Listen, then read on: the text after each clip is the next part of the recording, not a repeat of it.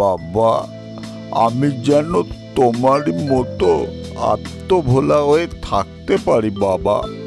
মন্দিরের পূজারী প্রতিদিনই শিবা মাতালের এই কথা শুনে বেনারসের নামকরা পণ্ডিত, যিনি কখনো কোনো অন্যায় করেছেন বা মিথ্যে বলেছেন বলে শোনা যায়নি, তিনিও এই নরকে এসে উপস্থিত হয়েছেন। পাপী আর স্থির থাকতে পারল না।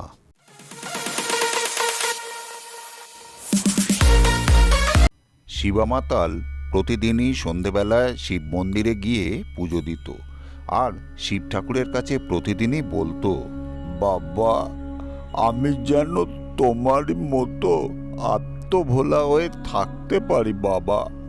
মন্দিরের পূজারী প্রতিদিনই শিবা মাতালের এই কথা শুনতেন আর ভাবতেন, এই মাতাল কি সত্যিই নেশার করে শিব ঠাকুরকে চিনতে পারে?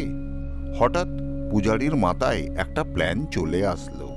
তিনি ভাবলেন, এই মাতালের হুঁশ ঠিক সময়ে থাকে কি না সেটা পরীক্ষা করে দেখতে হবে। একদিন পূজারী শিবের মূর্তির বদলে সেখানে গণেশের মূর্তি রাখলেন।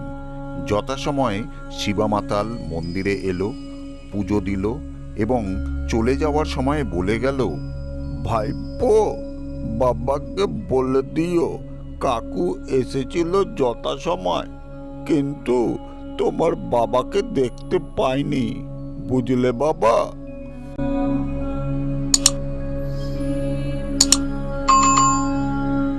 একজন পাপী নরকে গেল।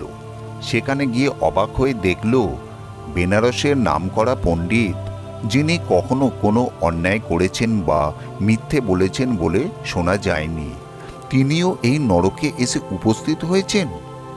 পাপী আর স্থির থাকতে পারল না, পণ্ডিতকে জিজ্ঞাসা করেই ফেলল, পণ্ডিতজি, আপনি এখানে?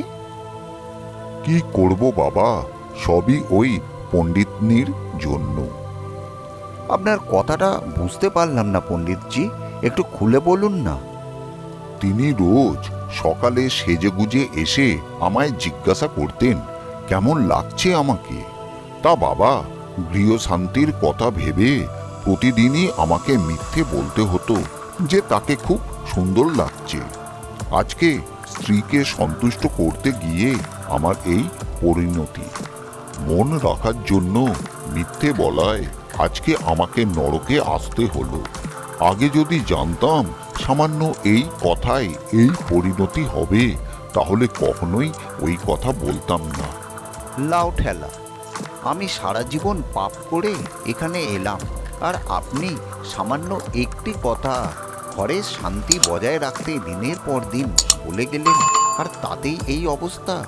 সত্যি ভগবানের কাছে সবই চুলচেরা বিচার হয়, তিনি কাউকেই ছাড়েন না।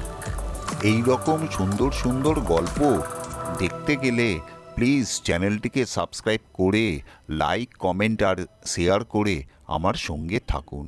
ধন্যবাদ।